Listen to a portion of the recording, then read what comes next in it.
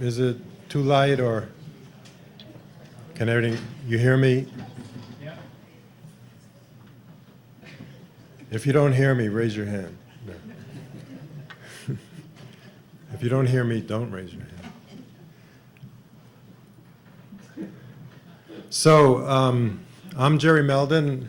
I'm a member of the Chemical and Biological Engineering Department, professor of chemical engineering, and that's my day job.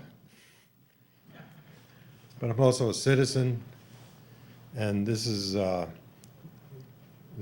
other side of me, although I try to combine the two. So, we're doing a sound check here? Closer. If you could stay closer to the PA mic.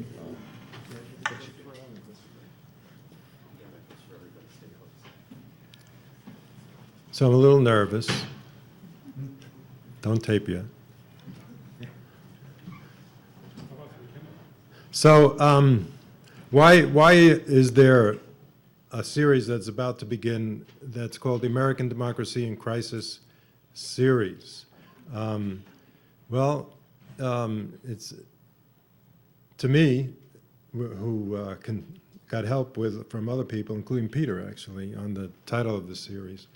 It's not an acute crisis. It's been there for a long time, but it hasn't always seemed as serious. And what do I mean by that? Well, what got me thinking about this was the Wall Street financial meltdown, and then all the banks were too big to fail, and Washington did what Wall Street wanted, and that includes a Republican president and a Democratic president, and so some of the darker aspects of our political system became quite clear to me, at least, and I'm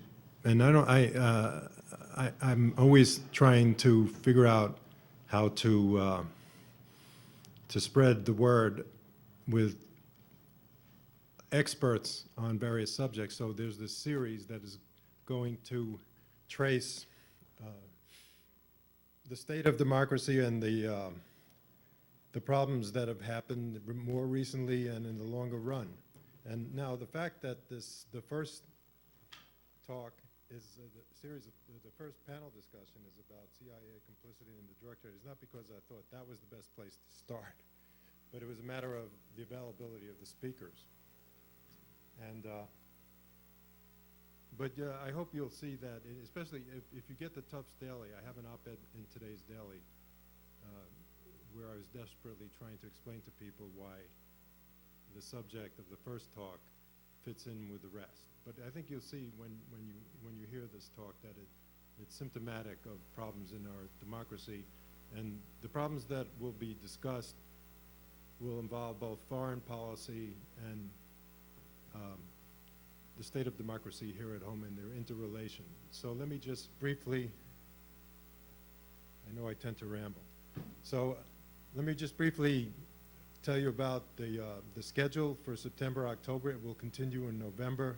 So 9 days from now, on September 28th, Wednesday, we have Simon Johnson, the former chief economist at the World Bank, who's a professor at the Sloan School, and is the co-author of the bestseller 13 Bankers, and he's got a new book coming out, and his topic is the next financial meltdown. And that's maybe more to the point of what that you can relate to.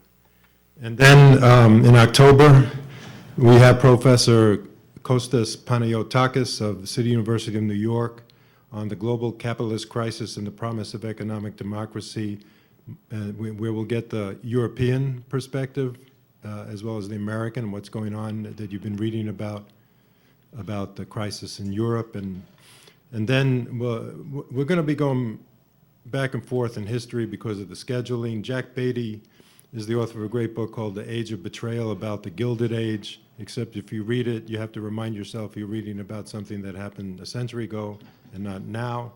And his talk is tentatively called The Gilded Age is the Inverted Constitution and the Politics of Distraction. the inverted constitution mainly refers to the fact that after the Civil War, with the passage of the 14th Amendment, which was supposed to give rights to freed slaves, it was interpreted by the court system in the United States to mean rights of corporations. And Shelley Krimsky, a professor here, an authority on this subject, is going to speak about commercialization of American universities. And then we'll have a double bill on the Pentagon with two experts. You can relate to assassination teams with the killing of Osama bin Laden.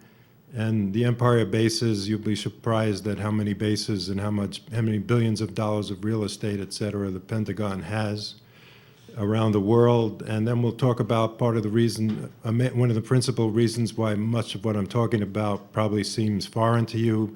It's because it's not covered in the mainstream media for the most part. And we'll have Robert Parry, who, for those of you who are old enough to remember Iran-Contra, he was the one who broke the story about Oliver North for the Associated Press, and then he left mainstream journalism when they started censoring him. So about 5 more minutes.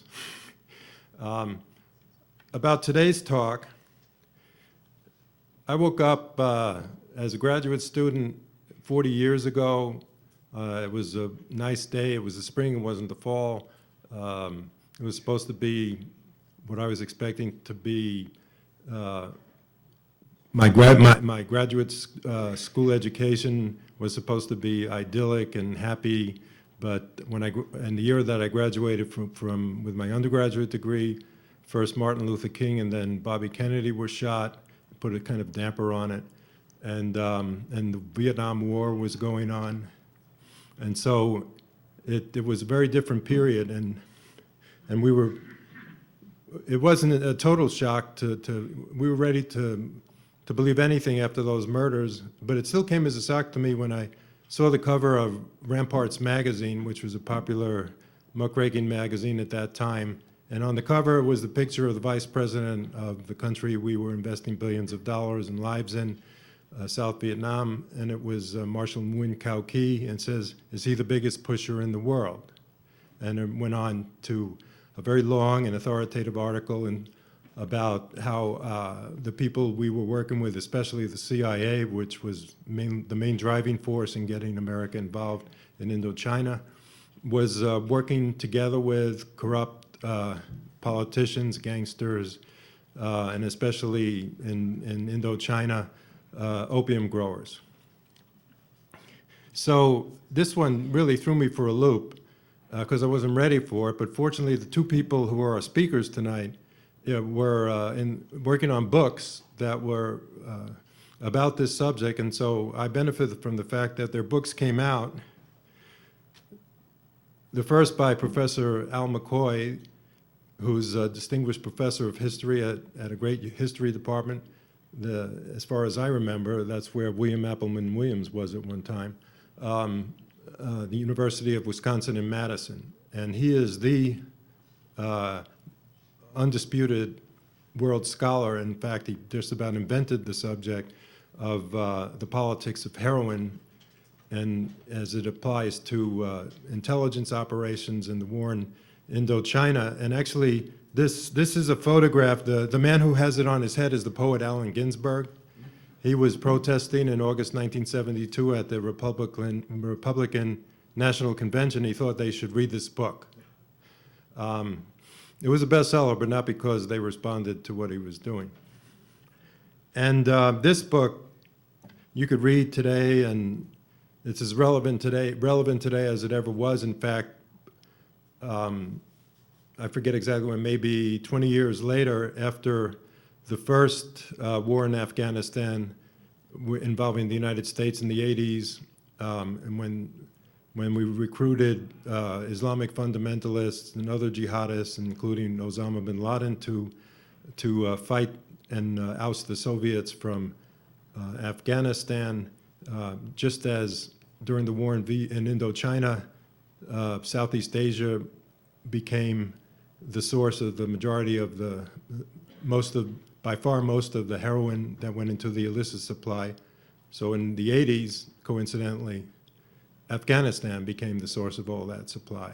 So Professor McCoy did us another great favor, and he revised his book, and he called it The Politics of Heroin, because he realized Southeast Asia was not the only place where this was going on, and he has a great discussion of the people we recruited, some of whom were major heroin traffickers.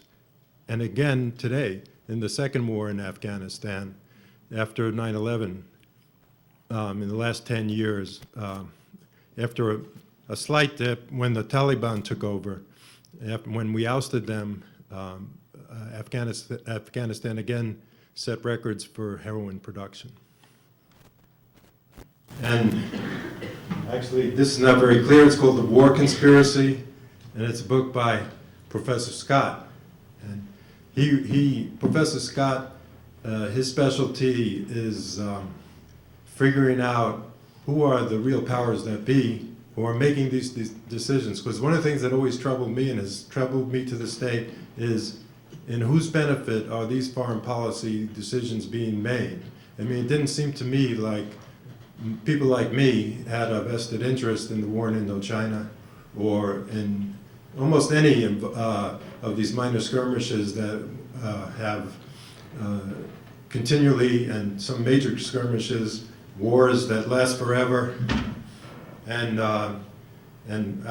we spend the bulk of our budget on the Pentagon. I never quite understood why. In whose name is this being done? And Professor Scott pinpoints, even as early as 1972, the same within a few weeks of Professor McCoy's coming out, who were the people, including people on Wall Street, who had assumed major senior positions, let's say in the early CIA, who were making these decisions. And that Wall Street theme came back to me after the financial meltdown, about who rules who, Washington or Wall Street. So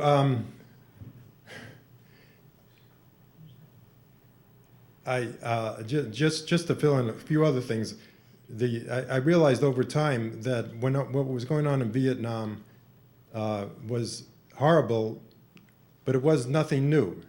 And in fact, if you go to the origins of the CIA and the people who were there from the start, you find out that this man, for example, General Karl Wolff, who was the SS general seconding in the SS to Heinrich Himmler and responsible for transporting hundreds of thousands of people to Auschwitz to meet their doom. In the last year of the war, he was the head of the occupying forces of Germany in Italy, and the head of the American intelligence agency at wartime, the OSS, the Office of Strategic Services, which became the CIA, based in the man burst in Bern, Switzerland, whose name is Alan Dulles. He was negotiating, responding to feelers put out by the German generals to negotiate a surrender before the Russians arrived on the scene, behind Stalin's back. And Alan Dulles was the head of that office who was doing this, was reprimanded by the White House when Roosevelt was still alive and told to stop, but he persisted. And it even went so far as when the Italian underground, who were our allies, we have to remind ourselves, during the war, captured General Wolff, Alan Dulles engineered his rescue. And just to make matters worse, this is probably somebody whose name may not be familiar for most people. His name is Walter Ralph, and he was an SS colonel. And he was an interesting person. He was, you might have heard of the mobile gas vans, where people were poisoned to death in vans that he had come up with a clever idea of having the exhaust into the interior of vans so that people could be murdered. It had to be stopped after a while because getting rid of the bodies and the smell was bothersome, but he managed to claim around 100,000 victims before that ended. He too was protected. In fact, Karl Wolff escaped judgment at Nuremberg, and he lived to a ripe old age after spending a few years in prison. Walter Ralph never went to prison. He was actually smuggled to South America. And one of the interesting things about that, and there's Alan Dulles, the guy who did that. I'll just jump forward, that in the Israeli progressive newspaper Haaretz, there was an article that caught my eye in 2007. In the late 40s, Walter Ralph, SS officer responsible for the murder of at least 100,000 people and wanted by allies as a war criminal, was employed by the Israeli Secret Service. And this is an Israeli newspaper reporting this. Instead of bringing him to justice, it paid for his services and helped him escape to South America, just like Adolf Eichmann. And documents of the CIA released over the past several years show that the Americans were aware that Ralph's case was not exceptional. So the CIA and Israeli intelligence were doing similar things back then. And just as the end, this is Alan Dulles, the man who was the OSS chief in Bern. Alan Dulles became one of the, either the first, second or the third director of the CIA in around 1952 or 3. He eventually, his brother, John Foster Dulles, was the Secretary of State under Eisenhower, and both of these men were, were strongly anti-communist, as they said.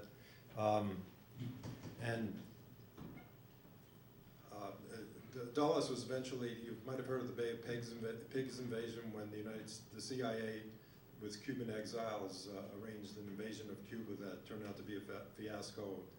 Kennedy fired Alan Dulles at that point. And when Kennedy was shot, Alan Dulles was put on the Warren Commission to investigate things like whether the CIA was involved in the murder of JFK. And just the last thing, talking about Wall Street, Professor Scott, one of the most interesting tidbits in his, and it's always in the footnotes. Yeah. If you read his books, you have to read the footnotes. And in one of the footnotes, he put a list of some of the early leaders of the CIA, really top people in the early 50s. Frank Wisner, head of CIA covert operations, and his point here is that they had a common denominator for most of these people was that they were either Wall Street bankers or Wall Street lawyers. So Wisner worked for the law firm Carter, Ledyard, and Milburn.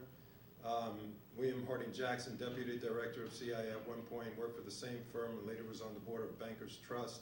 Alan Dulles, deputy and later director of the CIA, eventually worked for the prestigious law firm Sullivan and Cromwell and became a partner. Before that, interesting, and I could go on and on for this, is he represented a German bank, its subsidiary, the Schroeder Bank. During World War II, he represented the subsidiary of that bank.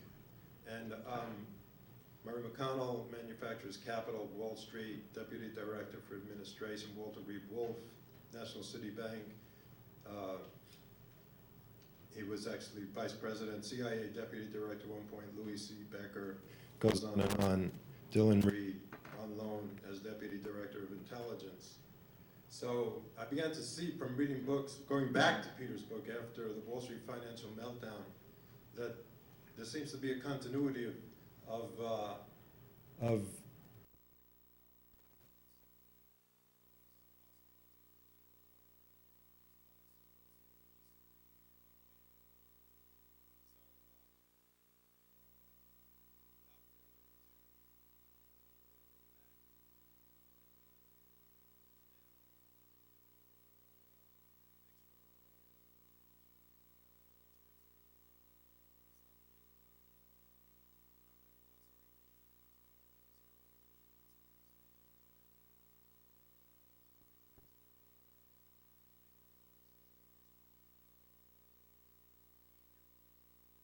one is Professor Scott, Al McCoy of the University of Wisconsin.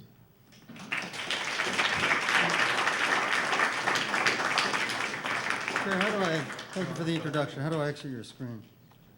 Thank you. Thank you very much. By the way, let me just tell you what the format is. The format is going to be, that these guys are each going to speak about 15 minutes, then they're going to kind of have a back and forth, and then we'll make it open to, hopefully as long as possible, for questions. My topic is the history and analysis of CIA complicity in the global drug trade. Tonight, I want to speak to you about the CIA's long history of ad hoc alliances with drug lords, one key reason why America has become trapped in an endless cycle of drugs and death in Afghanistan, a Sisyphean cycle from which there is no easy end or exit. Now, there are two, if you will, spatial dimensions that serve as the locus, the location for these arm-length alliances. First, a metaphysical, covert netherworld inhabited by criminals and clandestine agencies, and second, the mountain rim of Asia. Let me turn first, very briefly, to this covert netherworld. Throughout the Cold War, the CIA used gangsters and warlords on continents across the globe, many of them drug dealers, to fight communism. Both criminals and covert agents share a unique ability to operate beyond the bounds of civil society, off the books, sub rosa, and as denizens of that invisible interstice that I call the covert netherworld, they frequently formed alliances. Second, the second spatial zone, the Asian mountain rim. In one of history's accidents, the Iron Curtain fell along the Asian opium zone at the start of the Cold War, a zone that stretches for 5,000 miles from Turkey to Thailand. To contain Soviet and communist expansion during the Cold War, the United States mounted covert operations to probe communism's soft southern underbelly. And for the past 60 years, the CIA fought a succession of secret wars along this mountain rim. In Burma during the 1950s, Laos during the 1960s, and Afghanistan from the 1980s to the present. In one of history's ironic coincidences, the Iron Curtain had also fallen along Asia's historic opium zone that stretches along that same 5,000 miles from Turkey to Thailand, drawing the CIA into ambiguous alliances with the region's highland warlords. These leaders exploited the CIA alliance to become drug lords, expanding opium production and exporting refined heroin. The agency tolerated such trafficking and, when necessary, blocked investigations. Since ruthless drug lords made effective anti-communist allies and heroin profits amplified their power, CIA agents, operating alone, half a world away from home, did not tamper with the requisites of success in such delicate operations. Let's turn to one of the first and most controversial of these incidents, the CIA covert war in Laos during the Vietnam War. In Asia, distance insulated the CIA from the consequences of such complicity. In Laos during the 1960s, the CIA battled communism with a secret army of 30,000 Hmong villagers, tough highlanders whose only cash crop was opium. When Hmong officers loaded opium on the CIA's airline Air America, and the Lao Army's commander, our ally, opened the world's largest heroin laboratory, the agency was silent. In a secret 1972 report, the CIA's Inspector General explained the agency's tolerance of drug trafficking by its local allies. Quote, "The past involvement of many of these officers in drugs is well known, yet their goodwill considerably facilitates the military activities of agency-supported irregulars." By 1971, 34%, according to a White House survey, of all U.S. soldiers serving in South Vietnam were heroin addicts, all supplied from laboratories operated by such CIA assets. When I went to Laos to investigate the traffic in 1971, the Lao Army commander graciously opened his opium account books for my inspection, but the U.S. mission stonewalled, denying that same Army commander was in any way involved in drugs. In a Hmong village where we were investigating opium shipments on the CIA's Air America, CIA mercenaries ambushed my research team. A CIA operative threatened to murder my Lao interpreter unless I quit my investigation. When my book, The Politics of Heroin, was in press, the head of CIA covert operations pressured my publisher to suppress it, and the CIA's general counsel demanded deletions, excisions. After the book was published unaltered, CIA agents in Laos threatened my sources, pressing them to recant and convince the House Foreign Relations Committee that my allegations were baseless. Simultaneously, however, the CIA's Inspector General conducted an internal investigation that confirmed the substance of my investigation. Amidst all this controversy, all these denials, by 1974, Southeast Asian syndicates were supplying a quarter of the U.S. demand with Golden Triangle heroin. But Asia was too remote for allegations of CIA complicity to pack any political punch, and the issue soon faded, denying the country a chance to censure and correct. But just 5 years later, in 1979, the Soviets invaded Afghanistan, and the Sandinistas seized Managua, the capital of Nicaragua, prompting 2 CIA operations with revealing similarities. During the 1980s, the CIA, working through Pakistan Inter-Service Intelligence, spent about $3 billion to support the Afghan resistance. At the start of this covert war in 1979, the Afghan opium harvest was only 100 tons of raw opium annually, and this opium was sold in regional markets. There was no heroin production. Within 2 years, however, the Pakistan-Afghanistan borderlands became the world's top heroin producer, supplying 60% of America's demand. In Pakistan, addicts went from 0 in 1979 to 1,200,000 just 6 years later. Again, CIA assets controlled this heroin trade.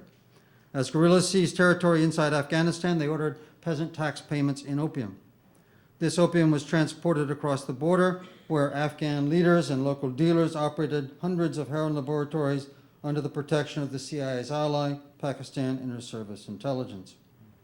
In May of 1990, after a decade of this complicity, as the operation was winding down, the Washington Post reported that a man named Gulbuddin Hekmatyar, the CIA's favorite asset, who'd received over $1 billion in U.S. aid, was also the region's leading heroin trafficker, operating a dozen labs along the Afghan-Pakistan border.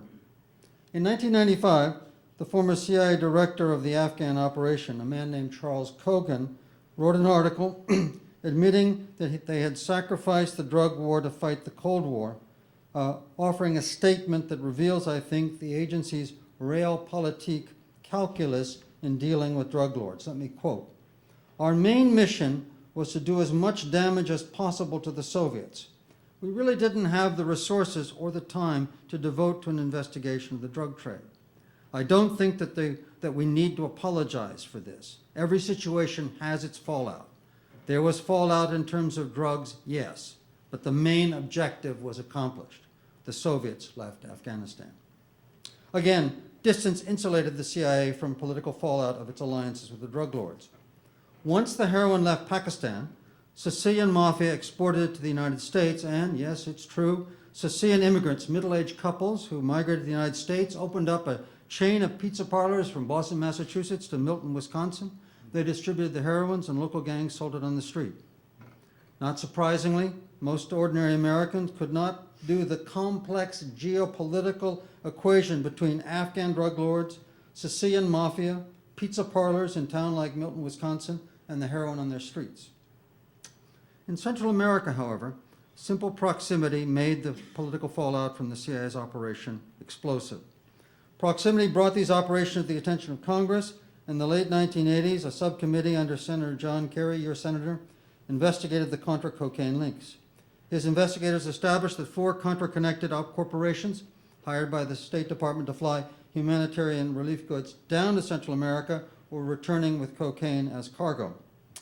The DEA, the Drug Enforcement Administration operative assigned to Honduras, a man named Mr. Thomas Zepeda, testified that his office had been closed in June 1983 since it was generating intelligence that the local Honduran military was involved in cocaine trafficking, thereby threatening the CIA's relationship with this key frontline force for the Contra War.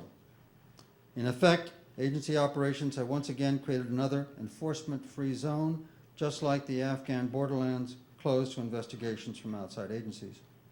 In August of 1996, the San Jose Mercury News published an explosive expose that tried to go the next step, establishing a direct link between the Contra War in Central America and the distribution of drugs on the streets of the United States. In this story, called The Dark Alliance, the San Jose Mercury News reported that a syndicate allied with Nicaragua's CIA-backed Contras delivered tons of cocaine to Los Angeles gangs during the 1980s, sparking a national media controversy and visible outrage among African Americans. To quiet this controversy among a key Democratic Party constituency, President Clinton sent his CIA director, John Deutsch, to South Central Los Angeles to stand up in front of 800 citizens from the hood in a site of the most brutal of the gang warfare. It's an extraordinary experience. It's on YouTube. I suggest you watch it. Seeing John Deutsch, this rather patrician scientist, confronted by members of the African American community. Deutsch, in the midst of this meeting, denied any CIA complicity in drugs, but he did make a promise that as CIA director, he would order a full investigation.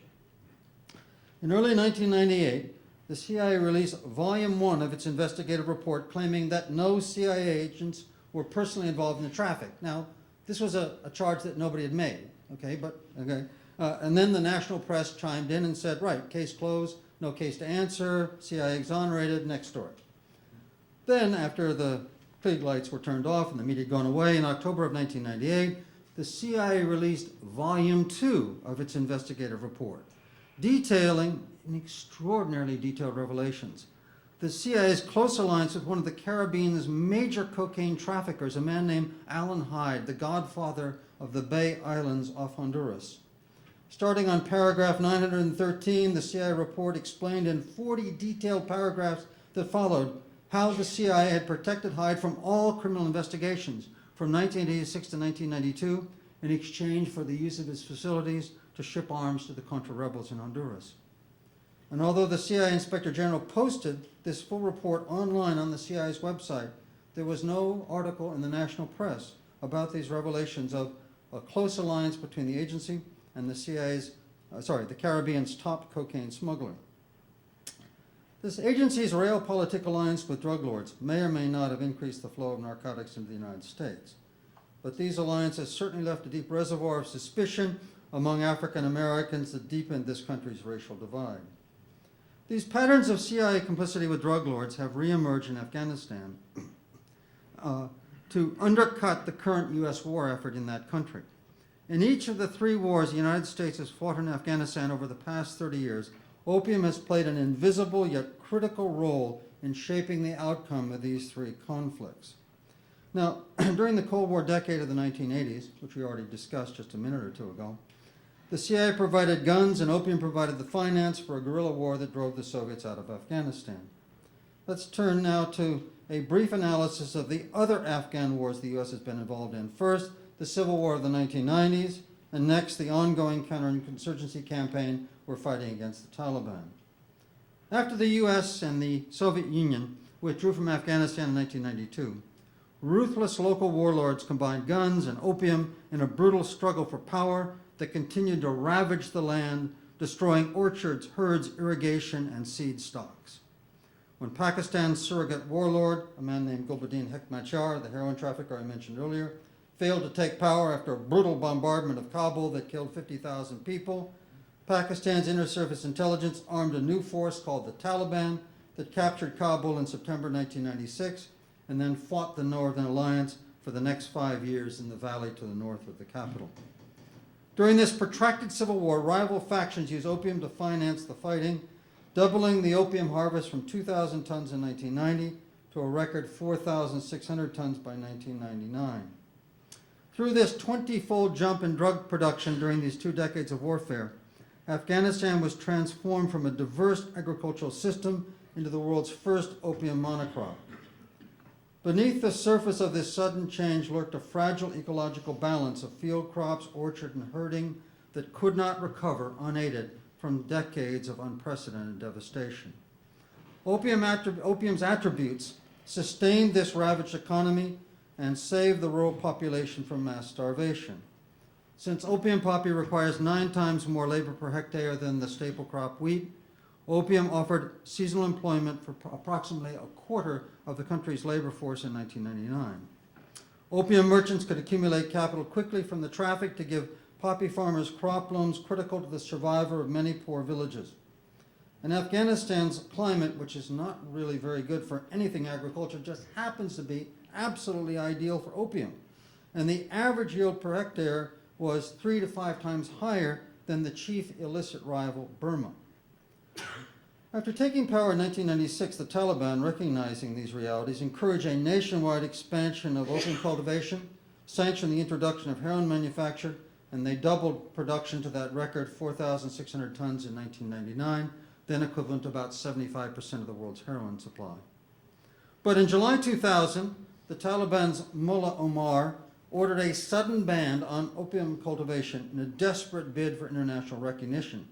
And overnight, they cut the harvest by 94% to only 185 metric tons in 2001. And that was actually in the Northern Alliance zone beyond the Taliban's control. But by then, Afghanistan had become an opium monocrop, dependent on poppy production for most of its taxes, export income, and employment. Thus, the Taliban's opium ban was an act of economic suicide that brought an already weakened society to the brink of collapse. When the U.S. invaded in October 2001, the Taliban regime was already a hollow shell that simply imploded at the burst of the first U.S. bombs. The outbreak of war with Washington in September 2001 ended the Taliban's opium ban. To defeat the Taliban, the CIA paid $70 million in bundles of $100 bills to mobilize the former warlords long active in the heroin trade to seize towns and cities across eastern Afghanistan, creating ideal conditions for the revival of the drug traffic. Within weeks after the Taliban's fall, officials reported an outburst of poppy planting in two heroin heartlands, Nangarhar in the east and the area around Kandahar in the south. After investing some $3 billion in Afghanistan's destruction during the Cold War, Washington and its allies now proved parsimonious in its reconstruction. Consequently, during the first year of U.S. occupation, Afghanistan's opium harvest surged extraordinarily from 185 tons to 3,400 tons in 1 year. Amazing. Boom. Over the next 5 years, international opium donors, by my calculation, gave $8 billion to rebuild Afghanistan. But opium infused nearly twice that amount, an estimated $14 billion, directly into the rural economy without any deductions by Kabul's bloated bureaucracy. As opium production continued its relentless rise, Washington ignored the problem, outsourcing narcotics control to Great Britain and police training to Germany.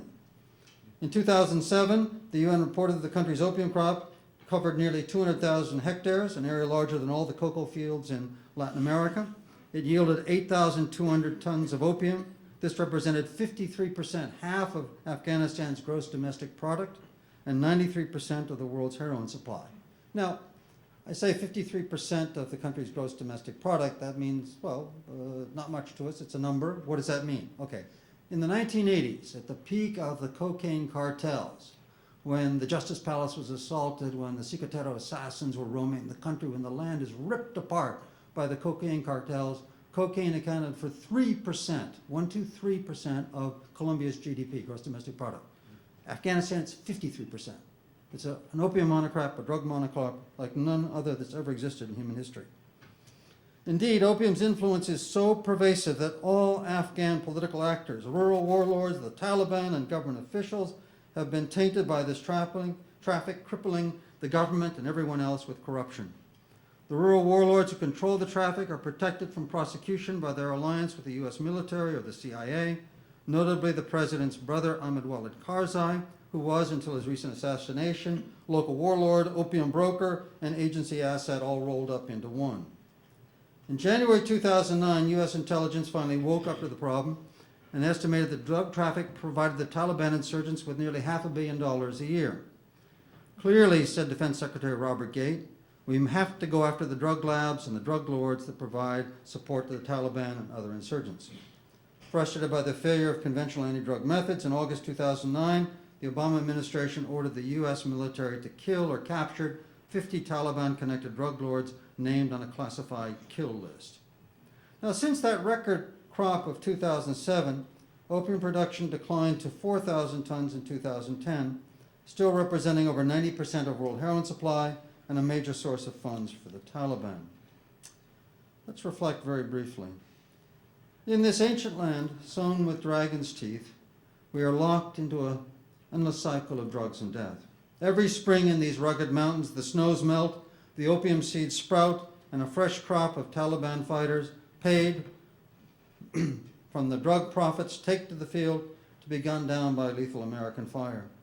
And the next year, the snows melt again, fresh poppy shoots break through the soil, and a new crop of teenage Taliban fighters, needing jobs, takes to the field to fight against America. As the U.S. plans to withdraw from Afghanistan by 2014, we are likely to leave behind a corrupt government in Kabul, powerful drug lords who can control the countryside, and a resilient Taliban insurgency fueled by illicit opium, an ambiguous legacy of bungled foreign policy, and the CIA's long history of realpolitik alliances with drug lords. Thank you.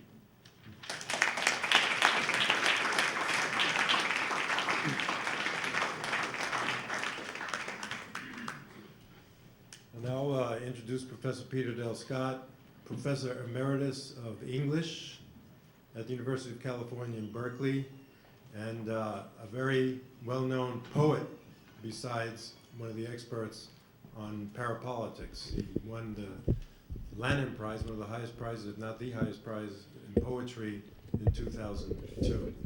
And he's going strong. He had 2 readings over the weekend, and a lot of it was new stuff. Professor Scott.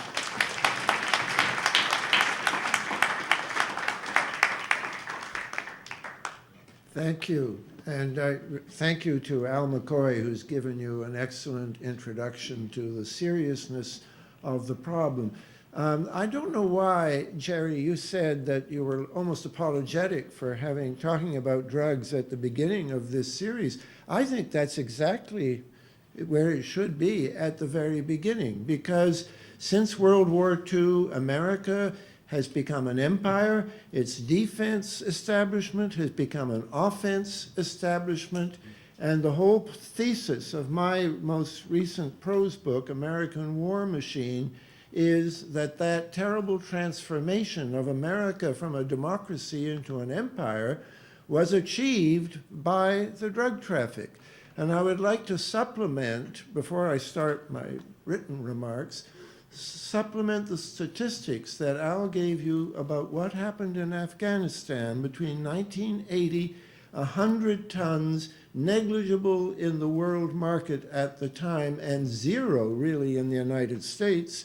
And then 1 year or 2 years later, 60% of the drugs in America, and then skyrocketing from 100 tons in 1980 to 8,200 tons in 2006. So it's not just that America and the CIA have latched into something that is there, it has virtually created the global drug traffic that we are dealing with today. And I'll skip Colombia and Latin America, but I will go back to the beginning of all this. Before the Golden Crescent, we had the Golden Triangle. And that's where this all began, in Thailand and Burma. And this was another area which, before we got there, had been marginal in the global market. And the estimates are maybe about 40 tons a year of opium before World War II. And then by the height of the Vietnam War, it was something like 1,200 tons a year. Now, those figures are not as big as what happened later in Afghanistan, but if you put them together, you see this sort of continuous growth, and the growth is always where the CIA is backing armies. Now, why would this happen? And there's a very poignant anecdote in Al McCoy's book. By the way, before I go any further, I want to praise Al McCoy's book, The Politics of Heroin, as it is now called, because it is the Bible in this field, and it has served more than any other book to wake up at least some congressmen and some American politicians to the fact that we have a very major problem here. It's a problem domestically for what it's doing to our cities. It's a problem internationally for what it has done to create mercenary armies wherever we have gone, and to establish networks which are deleterious all over the place. And in 1980, when Carter was still president, you had a man there called David Musto, who was charged to deal with the domestic aspect of the opium problem.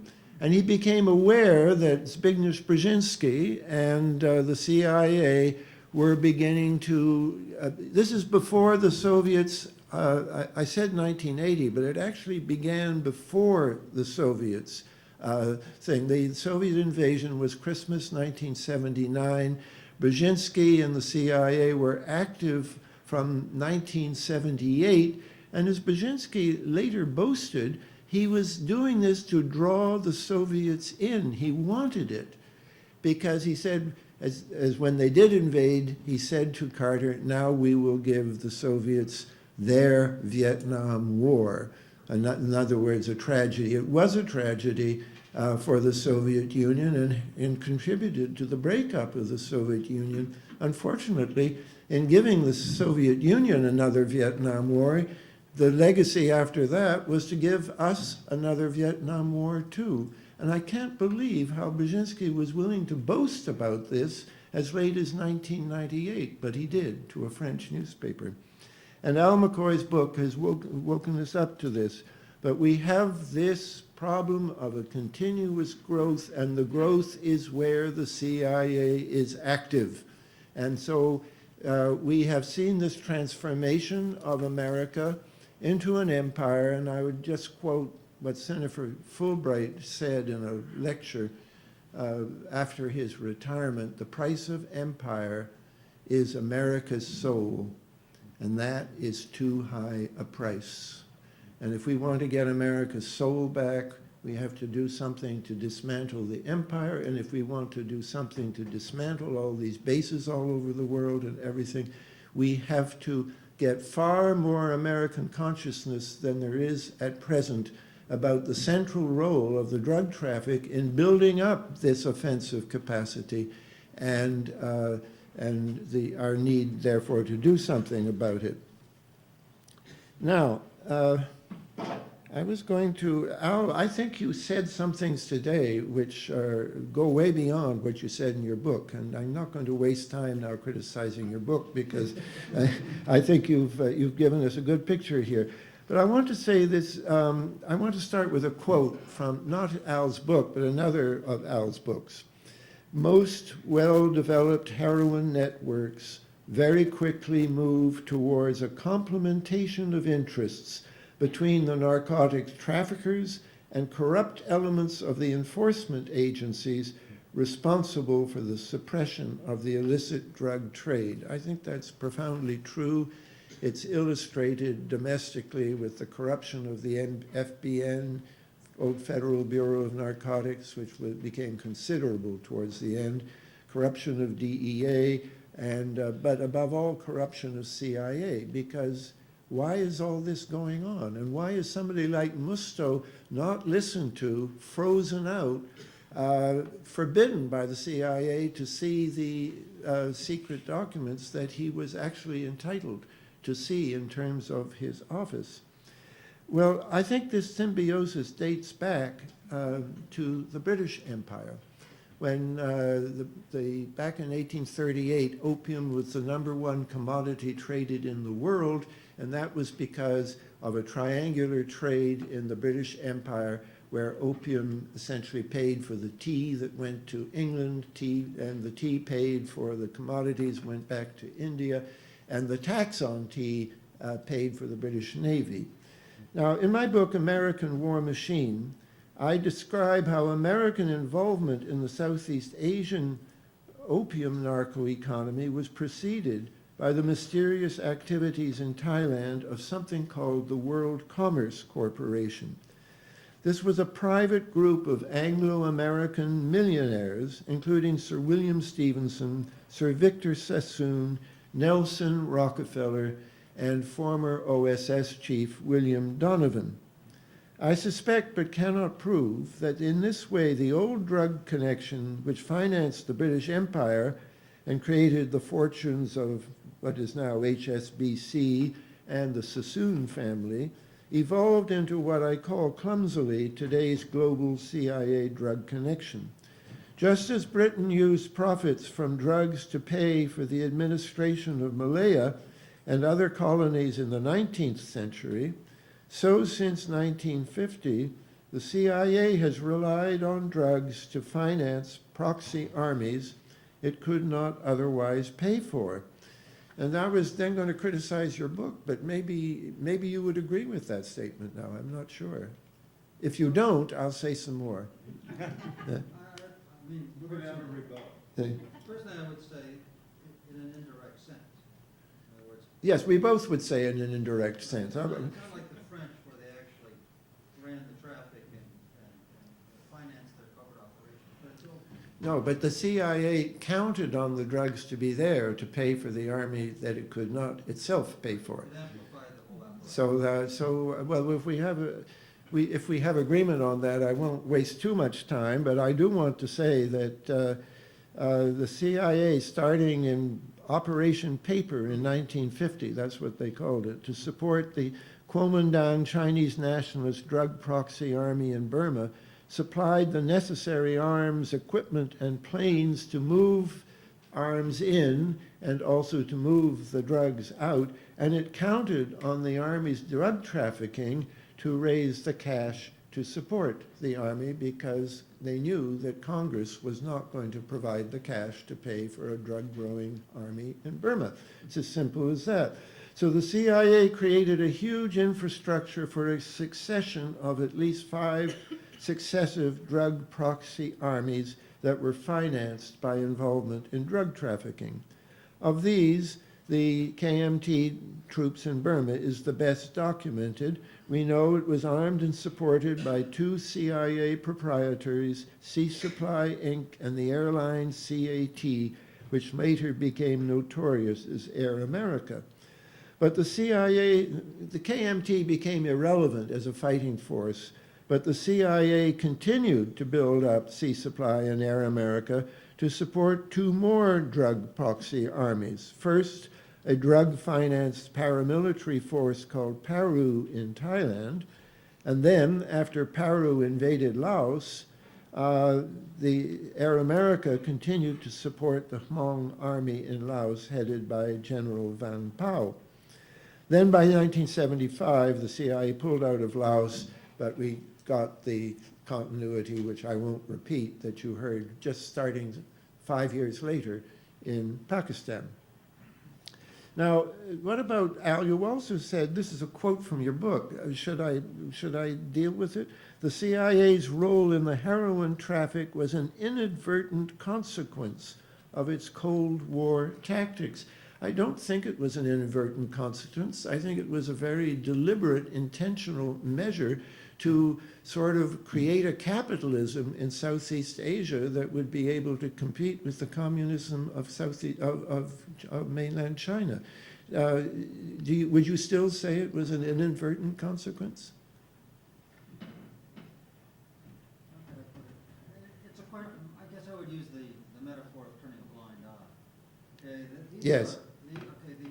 These are covert warriors. They're military focused. They're instrumental. They're trying to mobilize an effective force with the available resources. And if it's drugs, well, so be it. He said he would use the metaphor of turning a blind eye. I want to have a frank conversation here without giving you a false impression that I don't respect McCoy's work. And McCoy's work is absolutely essential to what we're doing here. But I don't like them. I'm a poet, and I don't like bad metaphors, and I think that the blind eye, frankly, is a bad metaphor. To begin with, when the CIA went back into Afghanistan in 2001, and this is entirely consistent with what you just told us, one of the things they did, they went with the British MI6 to Dijon, France, found an old drug trafficker who had retired, he was an Afghan, but he had left Afghanistan and reestablished himself in Burgundy, and they told him to come back to Afghanistan and be part of the Northern Alliance drive to get rid of the Taliban. That doesn't sound like turning a blind eye. That sounds like turning your good eye, if you have a good eye. And another example of not turning a blind eye would be the CIA-approved operation, this is cocaine now, with General Ramon Guillén Davila, chief of a CIA-created anti-drug unit in Venezuela, who eventually was indicted in Miami for smuggling a ton of cocaine into the United States. This is not small potatoes here. According to the New York Times, the CIA, over the objections of the Drug Enforcement Administration, approved the shipment of at least 1 ton of pure cocaine to Miami International Airport, According to the Wall Street Journal, the total amount of drugs smuggled by General Guillen may have been more than 22 tons. But the United States never asked for Guillen's extradition from Venezuela to stand trial, and in 2007, when he was arrested in Venezuela for plotting to assassinate President Hugo Chavez, his indictment was still sealed in Miami, so nothing had ever been done about it. Meanwhile, CIA officer Mark McFarlane, whom the DEA had wished to indict, was never indicted at all. He merely resigned. And if we needed more, maybe I don't know if we'll have a debate about this or not, but if you want more examples, another would be the 1967 Opium War in Laos, which most of you probably haven't heard of, so I'll pass over it for now.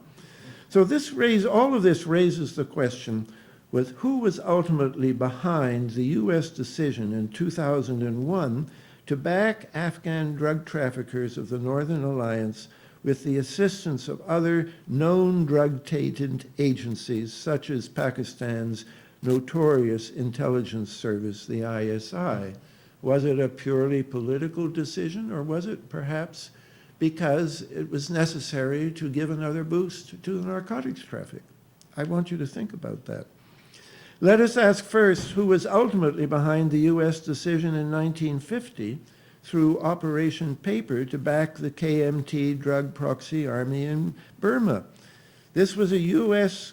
government operation pushed hard for by the Office of Policy Coordination, OPC, only just been created in 1948, and it quickly became the covert operations arm of the CIA, but it was not yet that in 1950. But I suspect the decision to give arms to the army merely ratified a supply operation that had begun much earlier, before OPC had even been created in June 1948. The key figure was an OSS veteran in Bangkok named Willis Byrd, and the question is, who backed Willis Byrd in his operations before OPC began? I believe it was probably the World Commerce Corporation, the same group who backed Willis Byrd's close friend and ally in Bangkok, Jim Thompson, the last OSS chief in wartime Bangkok. We know that Thompson's Thai Silk Company was funded by the World Commerce Corporation of Stevenson and Donovan, and there are reports also that the WCC was spending funds from the SS Gold recovered after World War II by the OSS in Operation Safe Haven, the gold which the SS had hidden in Austria.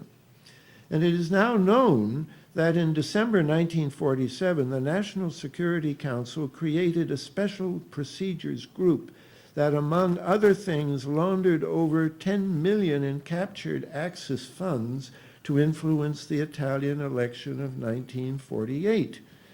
I believe that the other things besides the Italian election were the buildup of some kind of force that would be able to stop communist expansion from mainland China into Southeast Asia, which they were very worried about at that time because most of the cities of Southeast Asia, right into Jakarta in Indonesia, have very substantial Chinese populations.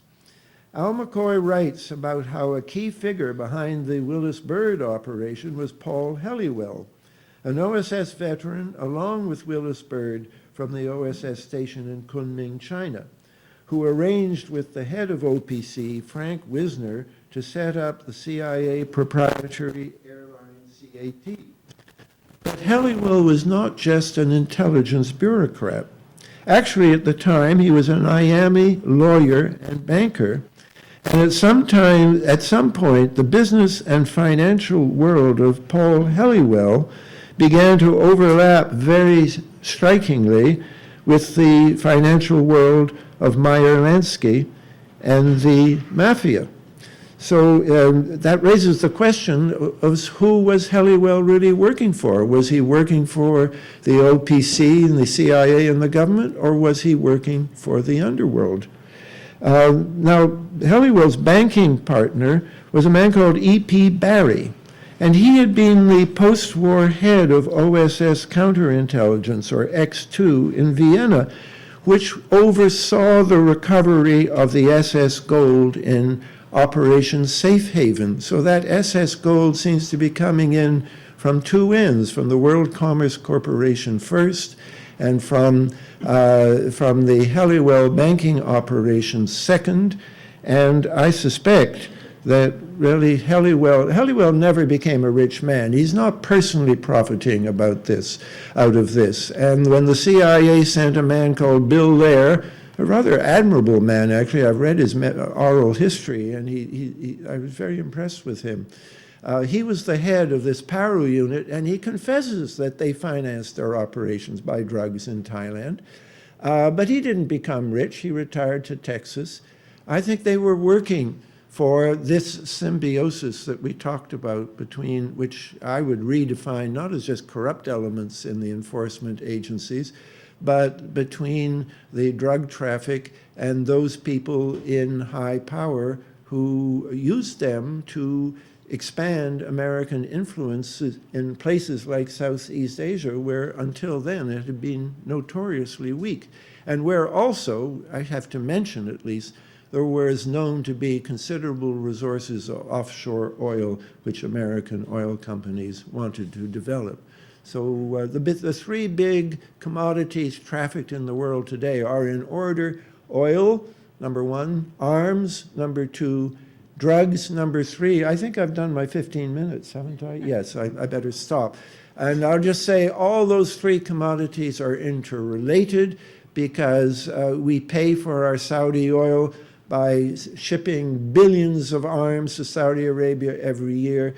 And in all the cases, until maybe this one, the channels that take the CIA arms into the army are the same channels that bring the drugs out. So I'll stop there, and we'll start to debate and then open to questions. Well, you know,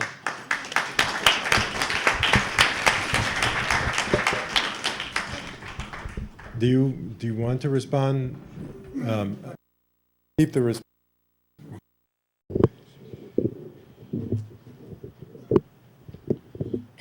I think implicit in our two... Start again, I was behind you. Okay, sorry. Implicit in our two presentations are two overlapping but still significantly divergent viewpoints of how the global illicit economy works. In my view, we're dealing with, in fact, a commodity.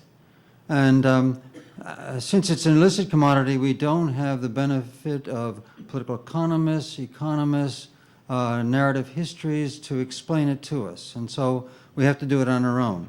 So we begin with the fact that, according to the UN survey in 1998, that opium, as Peter said quite accurately, constitutes about 4% of global trade, which means that the global drug traffic constitutes about 4% of global trade, which is larger than textiles, automobiles, or steel. When you consider that textiles are one of three human fundamentals for survival: food, shelter, and clothing, it's extraordinary that an illicit drug has a global trade larger than textiles, which, by the way, is a highly mobile commodity, traditionally over millennia, traded long distances. So it's a fair comparison. This means we're dealing with a vast global commodity which spans continents, involves at base tens of millions of peasant producers.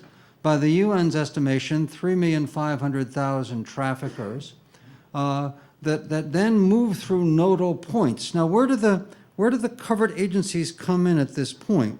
I like to think of them as, if you will, people who create a covert operation that doesn't create the global commodity and the global traffic, but can impact upon it. And what we see in Laos in the 1960s, in Afghanistan and Central America in the 1980s, is the CIA creating a kind of covert battleground where the normal instruments of the nation state and the international community are removed from the area. And suddenly you have the creation of an informal kind of free port or free zone, an enforcement-free zone, in which traffickers can actually operate with impunity. In fact, that's all that anybody needs in order to become a very powerful criminal, an impunity from enforcement. And so the fact that, for example, the CIA got the Honduran authorities and the U.S. to back away from Alan Hyde from 1986 to 1992, at the peak of the crack cocaine epidemic in the United States, is of critical importance. So what's the significance then of these episodic covert wars and the periodic creation of these enforcement-free zones? I think they're twofold. First of all, I think it allows the traffic to move to a higher level, that in each case, as Peter accurately pointed out, the Golden Triangle production went from about 40 tons before World War II to actually 600 tons by 1972, 600 out of about 1,200 tons worldwide. So it's about 50 to 60% of production. Again, in Afghanistan, it takes Afghanistan from 100 tons in 1979 to 8,200 tons by 2006, 2007. So there's a massive expansion in not only the region's production, but consequently the global production and, by the way, the global networks, the cat's cradle of trafficking routes that tie peasant producers, traffickers, and consumers together on a global scale.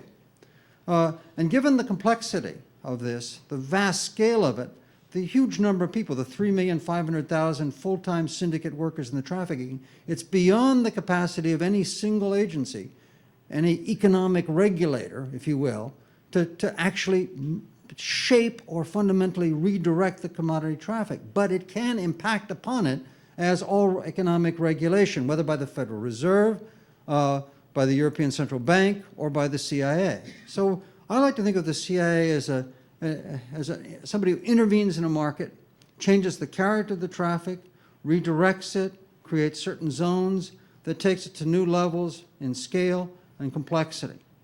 But I don't think that and by the way, manipulates the traffic very successfully in the service of the covert operation at the time, transforming inconsequential, minor peasant figures into powerful drug lords who can mobilize whole peoples in remote terrains and out of the vastness of arid mountains in Central Asia or scattered Hmong populations across the roof of Southeast Asia. Suddenly you've got a very powerful, coherent guerrilla force where peasant boys will fight and die for your cause, which is not their cause. And then when the operation's over, it's dissolved, but the traffic has been expanded and it's been taken in new directions and operates in a new dimension. So it's a complex analytical puzzle that we're dealing with. I privilege the bureaucratic impact and the nature of the commodity. Peter Dale Scott privileges what we might call the entrepreneurs in vice and violence who he thinks actually shape the traffic, I think, more than I do. Okay, that's my explanation. I don't claim to know what's going on at the heart of the narco economy, and I think Al doesn't know either. And we're both groping here. I've just come back from Alaska, and you don't see, all you see of the mountains is like the bottom 200 feet, if you're lucky. And sometimes the cloud level is at sea level and you see nothing, and sometimes it lifts to about 1,000. And Al's book really lifted the cloud level in a way that will never go back down. We know so much more. But, you're saying the CIA impacted on a market, but really at the end of World War II, there was very little market. And the reason I attach so much importance to those figures is that we see how war, in effect, created the market. Burma had always grown opium, but it only began to export really when opium became illegal in 1906, and they were exporting it to Thailand, and the British turned a blind eye, I think, here. They outlawed the production of opium, but they continued to tax the Shan states at the same rate as they had before. In other words, the Shan states had to go on exporting the opium in order to be able to pay the taxes. So that meant the British were clean, but they were counting on the opium to support the colony of Burma indirectly. There was virtually no market global trade in opium, and I think it could have stayed that way. The mafia was destroyed in Italy, and McCoy's book shows how we actually imported American mafia into Italy to help the Italian right fight communism in first Sicily and then mainland Italy. And so I don't think we were so much impact. You know, your statistics are very compelling when you're talking about these millions of peasants, but I think you're reaching to the current state of the market. There weren't millions of peasants when this began. There was a far smaller number.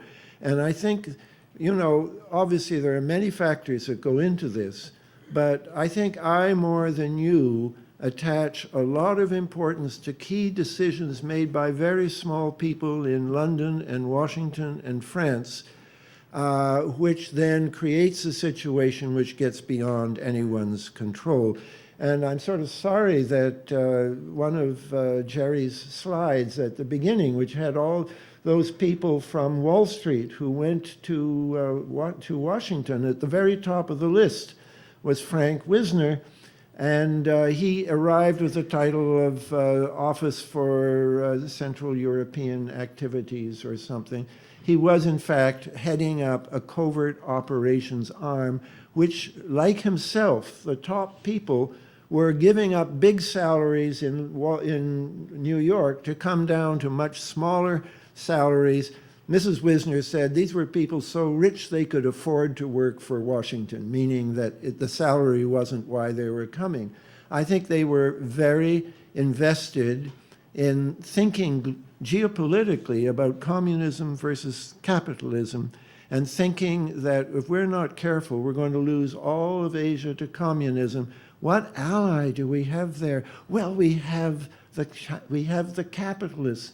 They have the KMT, the Kuomintang, the Chinese nationalists, were not just an army in Burma. They were a bunch of secret societies in every city in Southeast Asia. And traditionally, they had supported themselves by the local, they were triads that supported themselves through opium. And now they weren't going to get opium anymore from Yunnan because the Chinese communists had taken Yunnan.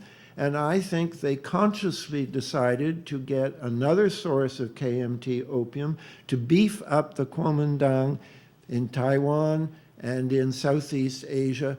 And Taiwan and Hong Kong became very big, huge in this trade, but they hadn't been. Taiwan never was until these decisions were made, I think, in Washington. Now, rather than go on and on about this, I think I should let you come back and respond to that.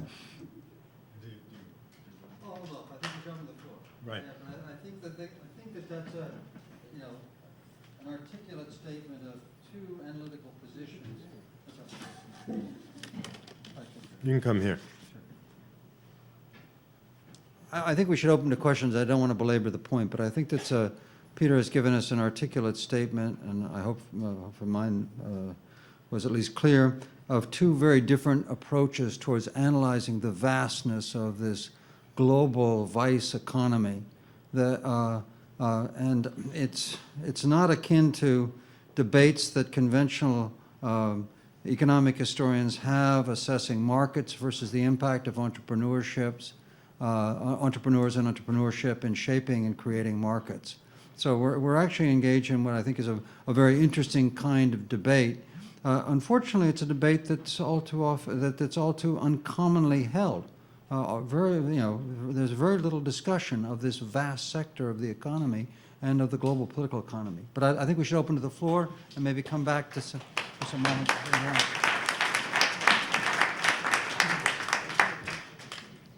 Before we open it to the floor, I'm going to put in my 2 or 3 or 4 cents. Some things that I forgot to mention in my anxiety to get this thing going. First of all, this presentation, tonight's event, is sponsored by the Office of the Dean of Academic Affairs through the Tupin-Bulwell Fund, very generous, and we're very appreciative of that. And if I get my computer working again, good. And you seeing it. I left out my last slide. Are you back?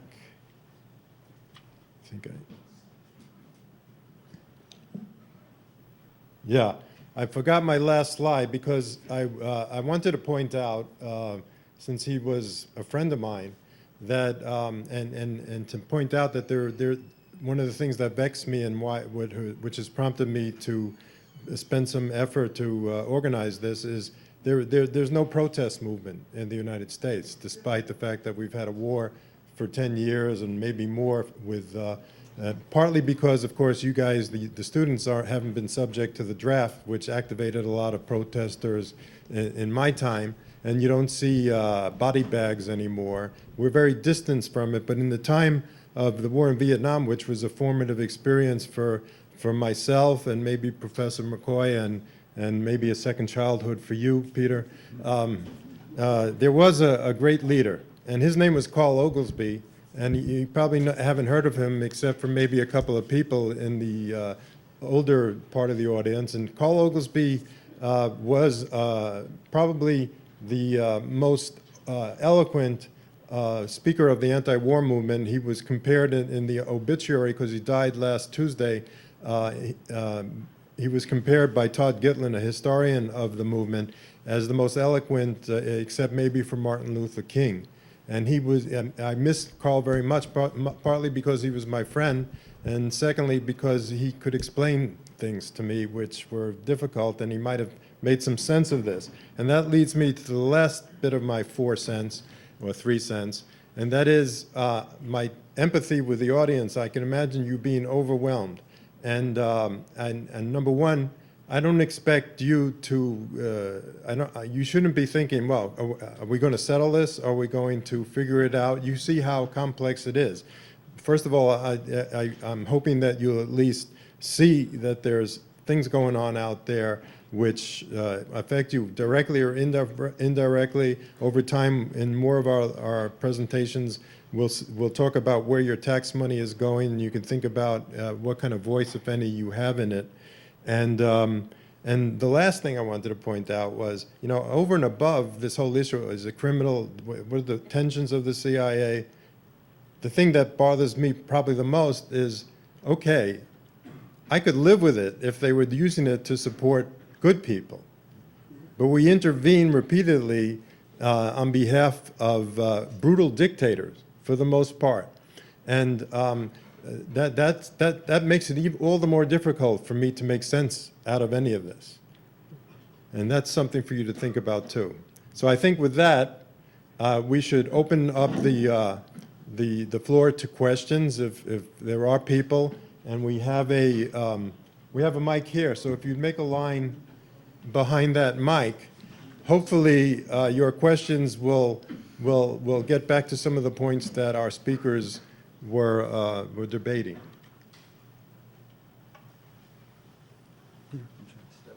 Yeah, hi, I'm Jed Schwartz. I'm a writer. I'm just trying to make some sense of this. I made a few notes. In the question one, is the CIA supporting the regime in Myanmar due to opium interests, or would you guess, or no, or whatever? I don't really, you didn't cover Opium 101, that is the psychological, particularly, and socio-psychological functions of the use of opium. So, I mean, is it an antidepressant? Is it an aphrodisiac? Does it induce euphoria? Might it be considered in economic terms, in Keynesian terms, an antidote to the lack of animal spirits that sometimes be said? I mean, it's well known, for example, that opium is used in some of the upper classes of American society, or at least is widely believed. Do you support that view? And finally, do you support legalization? Thank you. The easy question, I think, is about Myanmar. No, I do not think the CIA is supporting the junta in Myanmar, but in an odd way, the DEA became involved with Myanmar because there's so much opium. It's almost gone now, but for a while it was still being grown in the Shan states, and I guess some of it will always be grown. And the DEA, either naively or very cynically, gave money to to the central government in what we now, well, it's moved again, Yangon it was then, Rangoon, to eradicate opium production. What that meant in practice was to fight a guerrilla war or a counter-guerrilla war against the Karens, against the Kachins, against all the Shans, all of these people who perhaps should not really be part of Burma. They're different from the Burmese. They were oppressed by the Burmese. And eventually it became kind of scandalous that we were helping the junta enforce itself in the areas where it was least popular. So that you can say about the DEA, but that really was, I think, a kind of accidental thing. I spent 3 years in Thailand, and I met an awful lot of people who had casually smoked opium, the way people smoke pot in this country. And I think it's possible for it to be a social drug without great consequences. It is obviously one with much greater risks of creating a disastrous addiction. I personally, and now may have a different point, I think it's quite urgent to legalize marijuana as a first step, not for medical use, just legalize it and let people grow their own, and you will cut the heart out of the narco economy in Mexico, and maybe the death rate in Mexico will drop radically from what it is, thousands of people a year now, down to almost nothing when it's no longer profitable to have marijuana, because they don't grow cocaine, they grow marijuana and have almost taken over the government with the profits from marijuana. So if we want to clean things up in Mexico, let's legalize marijuana, let everyone grow it in their backyard.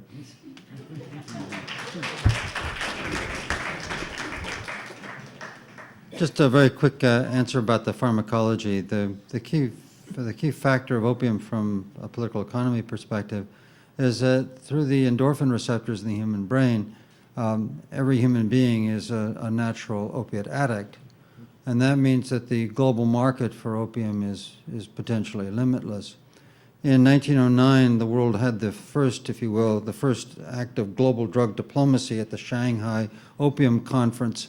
And those participating did a survey of production in the members at the conference.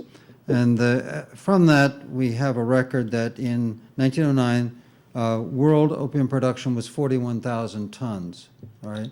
Today, we're at about 5,000 tons, okay? So it went from, as a result of the global drug suppression that started really in 1925, it dropped down to about 1,200 tons by 1972, and it's built upward. It reached a peak of about 9,000 tons. Globally, it's now down to about 5,000 or 6,000 tons. So clearly, even now with the global proliferation of opium, we're but a fraction of where we were a century ago. So the market is infinitely expandable. Peter, I just wanted to say I'm glad that you pointed out a fact that is easily overlooked is that the United States is the consumer of these drugs, par excellence. I mean, probably the biggest consumer. And so it's not, you know, the Brazilians say of Mexico, it's poor Mexico, so far from Jesus and so close to the United States. And so that's something we have to keep in mind as far as what responsibility we have for what's going on. Just on that point very quickly, there once was a time during the Vietnam War in which actually from really post-World War II, with the start of the French Connection, the Turkish opium converted to heroin in Marseille, shipped to the United States, and then the shift of the market to Southeast Asia.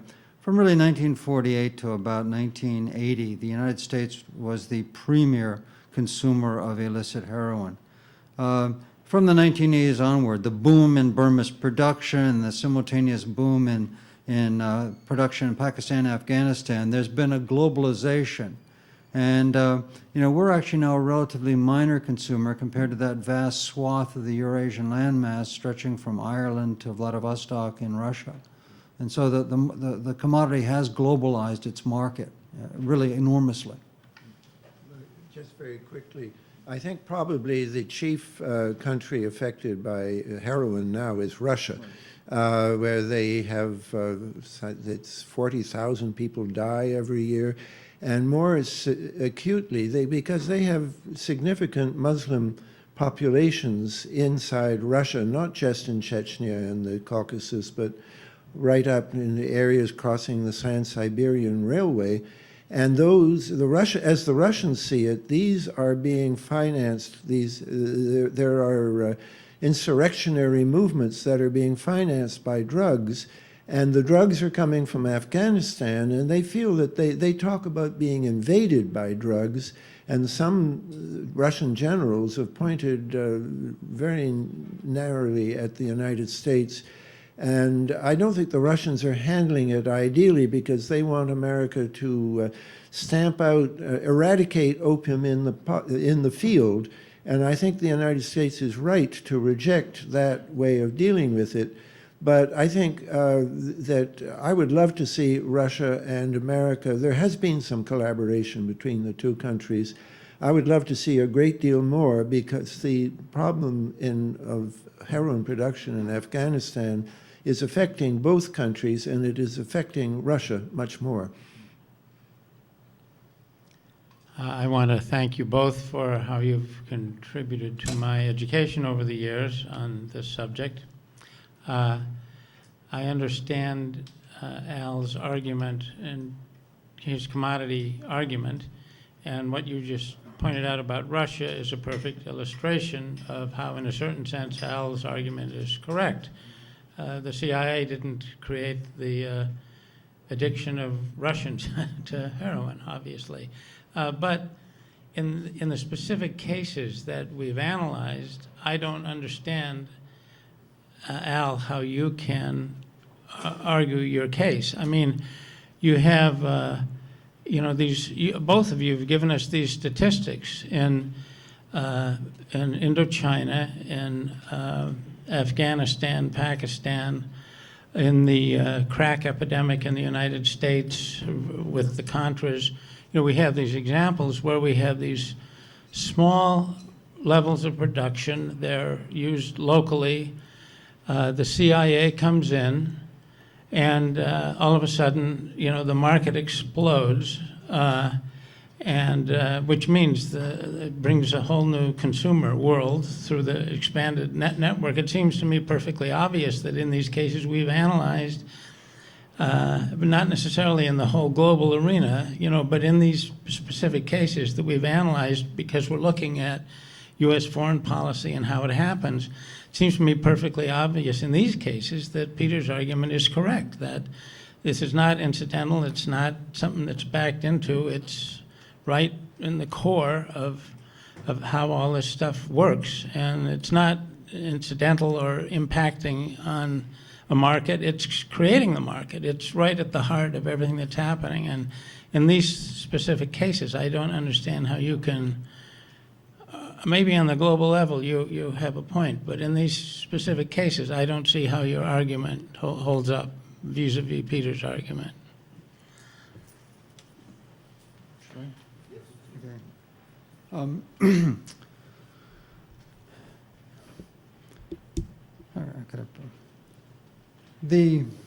I guess I would respond to this, and I would this is to repeat a bit of what I said earlier.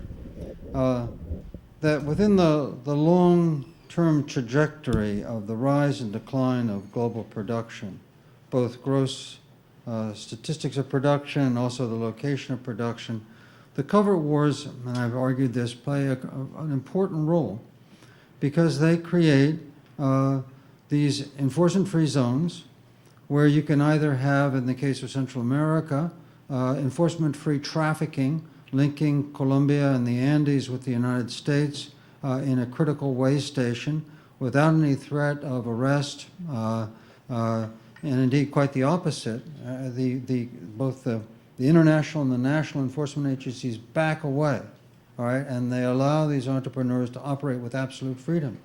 In the case of Afghanistan, it's even larger. It's not just the traffic, but it's actually the production as well. And in the case of the illicit market, which in fact is illicit because of suppression okay, the removal of suppression creates, if you will, a market opening that allows for a massive expansion in the scale of production, the quality of production, the number of peasant producers, the range of entrepreneurs, the export to global markets where, because of the nature of the human mind, it doesn't take much to expand demand. So in my way of thinking, these covert wars do play a critical role in the history of the traffic by being, if you will, watershed moments where the scale of production, the scope of its market, and the actors involved in the traffic can expand significantly. All right, but again, given the scale and complexity of the global traffic, I tend to minimize my sense of the influence that individual entrepreneurs, whether the traffickers themselves, no matter how powerful these drug lords might be, or the intelligence agencies, local and international, CIA, Pakistani, that protect the traffickers and allow them to operate. Al, I'd like to ask you a question because I trust your statistics more than I trust my own. You gave the figures for 1925, I think in 1972. What was the scale of the global market in opium between, say, 1945 and 1948? We actually don't have much statistics because the International Opium Commission, which was a function of the League of Nations, was effectively not operating, and the UN Drug Commission wasn't really fully going. So the whole elaborate reporting that we have because of the League of Nations on the interwar period was basically in abeyance. But from what we know, given the preponderance of the preponderant role of the U.S. as a consumer, we know that the drug consumption in the United States went way down, and the traffic became essentially localized between a very marginal production in Mexico, exported to the United States, a very substandard product with an extremely limited market. It fell to almost to very, very low levels, right? But then very quickly it expanded enormously. And the question is, and it's a question, whether it expanded quickly because of human nature needing its opium, or whether it expanded very quickly because intelligence agencies, the British, the French, and the American, used it to create a kind of capitalist environment in a part of the world they thought would go communist. Well, yeah, again, I don't want. My own feeling is that both is true, although again, I haven't studied that aspect of the intelligence agency the way you have. My basic approach would make me skeptical about the design. I tend to view it as instrumental in covert operations rather than systemic in trying to manage an expanding empire. But that's just my analytical perspective. Thanks. I have a couple of sort of scattershot comments, but I hope before we end tonight that there will be an attempt to sort of summarize what the overarching, if there's a way to summarize what is the overarching significance of this topic for you, potentially for us. Why should we care? What's important here? And I'm a little bit lost in the sort of what was referred to as the somewhat Byzantine character of some of the discussion, and I would like to get back to, okay, what are the central points here? But before getting into that, just before inviting you to get into that, just a couple of comments. My uncle graduated from the Fletcher School of International Law and Diplomacy and became a career Foreign Service officer, and he was for a time Deputy Chief of Mission in the U.S. Embassy in Afghanistan. So it's sort of fitting to be part of the discussion, even though he was there before the period that you're talking about. It's also interesting that Carl Oglesby, who was brought up a week ago Sunday, was in the hospital being given morphine for his pain. So I'm not against opiates, and I hope nobody else here is. Chuck Kogan was mentioned. Charles Chuck to his friends Kogan. Kogan has been at Harvard since he segued in his career out of the CIA. When 9/11 happened, he adamantly said on the occasions when there was public discussion of among other things, the possibility that there was blowback involved in what had happened on 9/11. He said very adamantly and aggressively on 2 occasions, he got up and said, "We didn't know Osama bin Laden," which I thought was quite interesting and striking. Friend of mine, Crosby Forbes, a relative of John Forbes Carey, not the Malcolm Forbes of Forbes magazine, but the other Forbes family, the Forbes family of Cuttyhunk Islands off Cape Cod, the Forbes of Captain Forbes, who was a key figure in the opium trade, in the what's called the China trade, but the other half of which was the opium trade. And Crosby, an eccentric friend, lived in Cambridge. Crosby used to say to me, "Well, you know how the Forbes family got wealthy, don't you? Opium." So it's ironic that John Forbes Carey ends up playing the role that he ended up playing. The mention was made of Jim Thompson. I think you're mistaken. I don't think Jim Thompson. I don't think it was Jim Thompson. It was, the first name was different. When that Thompson died and there was an obituary for him in the New York Times, and he had been with the CIA, his brother was Jim Thompson, and his brother Jim Thompson ran the Nieman Fellows program at Harvard for many, many years, and I remember hearing him at a career event urge everybody to go sign up for possible careers in the CIA. So there were brothers. There was a Jim Thompson who ran the Nieman program at Harvard for many years, and there was his brother who was the CIA OSS guy in Southeast Asia, and I don't remember his first name, but maybe... Can I just respond to that? I lived in Thailand, and I've gone to the Jim Thompson house in Bangkok. Everybody in Thailand remembers him as Jim Thompson. I have him in my book as Jim Thompson. It was never proven he was CIA, actually, but the Thai Silk Company got all its silk from the northeastern Isan area of Thailand, where they were most worried about the insurrection. And he certainly had the reputation in Bangkok of being CIA, and then he mysteriously disappeared. Well, people do disappear, and his sister started to investigate his disappearance, and then right here in the United States, she was murdered, and there was no ambiguity about that. So you began to feel there was, in fact, something very heavy going on there. It doesn't prove anything, but it's it. But yes, his name was Jim Thompson. Do you happen to know if it was the Jim Thompson who turned up as the head of the Nieman Foundation at Harvard? I think I'm going to have to Different, but they were brothers. I think you guys could try to settle this outside. Anyway, afterward. but then returning to the. But I like your to the point framing about question. trying to frame it. Right. Can I say something about opiates? Yes, opium for centuries was regarded as medicine, a very great asset. And today, in many parts of the world where they don't have other medicines, it's a very helpful painkiller for simple people. The Songlis plan for Afghanistan, which I think is excellent, but is very frowned on for some reason in Washington, is all that opium is there in Afghanistan. Buy it. You could buy it for much less than you're paying for all these other crazy programs, and then give it. People say, well, there's no market for it. Of course there's a market for it. Through most of the third world, they don't have proper opiates in the hospitals, and they've done the math on this. They've done the economics. They've figured out how it could go there. This is very popular in Europe, and when it's mentioned in America at all, it's in order to attack it. And I think that's another sign that that drugs are somehow a little bit more structural in the American empire than people are willing to acknowledge.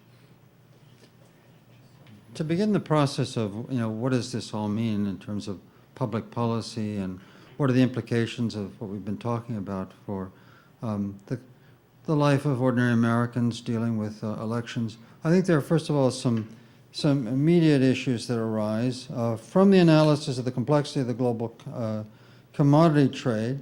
I would have to make a conclusion, I've made this argument in print, that the drug war, the attempt to suppress the drugs through coercion by the United States and the United Nations, is in fact counterproductive.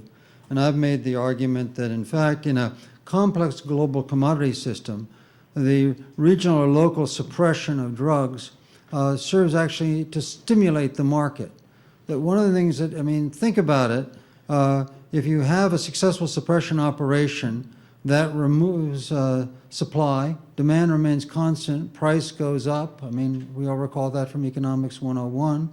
And so what happens in the next crop cycle when any farmer is faced with a higher price for his or her commodity? They plant more. Moreover, the peasant producers around the globe, up and down the Andes and across Afghanistan, need crop loans. Just like every farmer goes to the bank, well, these peasant farmers go to the local traffickers for their crop loan. So when you defoliate Putumayo or in Bolivia or wherever the suppression operation is taking place, that peasant farmer has got to deliver, first of all, this year's loan, and then to stay alive, he's got to get next year's loan. So he's got to double his production. All right, so the net result of suppression is in fact to stimulate demand, to stimulate production, and then expand demand. So I think that there's a need for recognition that the drug war isn't working. Second immediate policy takeaway is that, given the commodity dynamic of the traffic, the whole attempt to deal with demand through mass incarceration, which has raised the U.S. prison population from 100 prisoners per 100,000 people in 1980 when Reagan expanded the drug war from Nixon's foreign drug war into a domestic drug war. We're now well over 700 prisoners per 100,000. In the state of California, I believe it's correct to say that, I know it is, California now spends more on prisons, more on incarceration than it does on higher education. And this is, it turns out that we're not a society of infinite wealth, and we have to make choices about what we do with our social welfare dollar. Well, incarceration is a form of social welfare, as is higher education. So I would say that, again, what the California experiment, I think it's Proposition 30, mandatory treatment for nonviolent first-time convicted drug offenders is far more effective in terms of the individual and far more inexpensive in terms of social policy. So we need to begin to deconstruct, to take apart our sort of national drug prison complex and begin at least the decriminalization of drug possession and individual drug use. Those are two immediate policy changes that would actually have enormous impact on a global and a domestic level.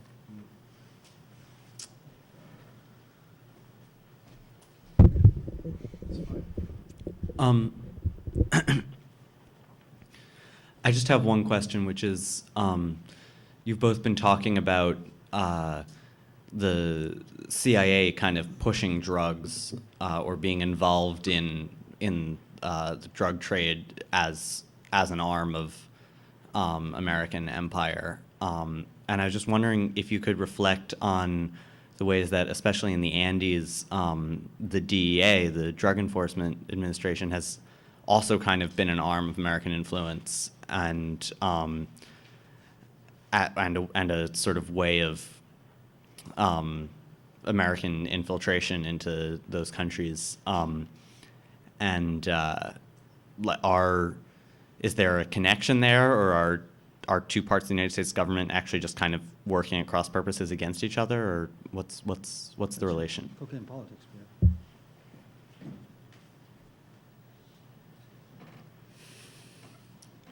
But I'd have to do it country by country a bit. I mean, I think in Bolivia, for example, we go to a country where chewing coca has been the way the Indians survive at high altitudes for thousands of years, and we tell them they can't do it anymore. This, of course, has led to a complete convulsion in Bolivia, and now Bolivia has quite a radical government as a result of an absolutely insane policy coming from the United States. In Colombia, that's the country where we declared a war on drugs. And I remember in 1990, I said, if we really go through this and carry out this war on drugs, I guarantee that drug production will go up. And I said that in 1990, and in 10 years, drug production, the cocaine production in Colombia had trebled, because you have a whole lot of airplanes flying in, you have people on the ground, you have anti-narcotics forces, some of whom were American and got arrested for taking cocaine back to America. It was absolutely predictable. The main CIA involvement in Colombia has been with, it really was, we got serious about this when they found an oil field and they had a pipeline to the oil field and they wanted to protect the pipeline. That's why I wrote a book called Drugs, Oil, and War, that I think that the war on drugs was a screen for stepping up counterinsurgency to protect the pipelines. And we've had some very powerful revelations quite recently. And in fact, I've been out of touch with the newspapers, just in the last 2 or 3 weeks, I think. But basically, you had the FARC, and you had 2 or 3 revolutionary forces on the left, and the big landlords who are the heart of the social problem of Colombia were hiring mercenaries on the right, and the mercenaries were drug supported. And unfortunately, the CIA came in, and they were always trying to keep it clean and keep the drugs out of it, but in fact they became allied with the counter-revolutionary forces, who were the OAC, Castaño, and people. They were drug traffickers, and we were working with them against the FARC. And now something else that's happened over the years, the FARC itself has come to be supporting itself by drugs, so that I'm not sure it really is the revolutionary movement that it was when it began. I think it's become another drug trafficking force. So in other words, in Colombia, it's very, very complicated. But I think there's a simple, again, I'd say the origins are simple. Castro came to power in Cuba. Kennedy was very worried. He said, all right, I won't invade Cuba, but I'll keep Castro from getting to South America. What was the country he was most worried about? Colombia, because it was right there to the south. So the Americans go in and start a counterinsurgency, which forces a lot of labor organizers, ordinary people, to become revolutionaries because they're being persecuted by the counter-revolutionary thing. So I blame American stupidity for helping to create the revolutionary movements that we're dealing with in Colombia. So, does anybody have any more questions? Gary. Yes. He's a friend of mine. I think Professor McCoy raised an issue that's very important, that is connected to bringing the drugs home, essentially, and the U.S. being a big consumer of drugs. The point was raised about crack cocaine and the article in the San Jose Mercury years ago. It is very useful, I think, for the U.S. government to continue to have drugs be illicit. It's very useful not just to have a lot of prisons and build a prison economy, but it keeps people in jail. And it keeps people in jail who might be out there in the streets protesting their oppression. We know that most of the people in jail because of drug offenses are African Americans. They're poor people. They're people who have no alternatives in this society, and the alternatives get fewer and fewer as now we become accustomed to 9% unemployment, 20% unemployment in the cities where minorities live. The drug wars are an excuse to keep the people oppressed, and unfortunately, there isn't much resistance to that. Very good. I live in California, and I noticed that, was very aware that in the 1970s and the early 1980s, African American communities were just beginning to become very organized. They organized for a radical change. You had the Black Panthers, but you had all kinds of other people, nonviolent, but very intent on organizing.